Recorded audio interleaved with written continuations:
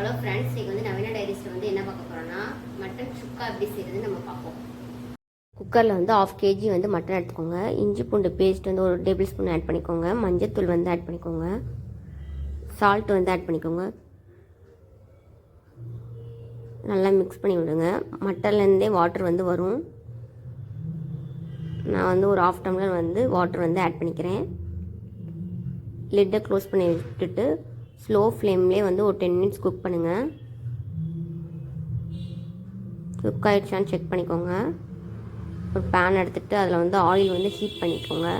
சின்ன வெங்காயம் வந்து ஆட் பண்ணிக்கோங்க. அதனால் கோல்டன் கலரில் ஃப்ரை ஆகிற வரைக்கும் ஃப்ரை பண்ணிக்கோங்க. மிளகாத்தூள் வந்து 1/2 டேபிள் ஸ்பூன் ஆட் பண்ணிக்கோங்க. மல்லித்தூள் வந்து 1/2 டேபிள் ஸ்பூன் ஆட் பண்ணிக்கோங்க.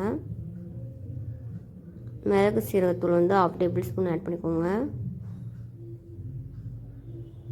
கரம் மசாலாவும் 1/2 டேபிள் ஸ்பூன் தான். இப்போ வந்து மட்டனை வந்து ஆட் பண்ணிக்கோங்க. நல்லா அந்த வாட்டர் வந்து ட்ரை ஆகிற வரைக்கும் குக் பண்ணுங்கள். மட்டன் சுக்கா வந்து ரெடி ஆயிரும். நல்லா சிம்பிளான மட்டன் சுக்கா.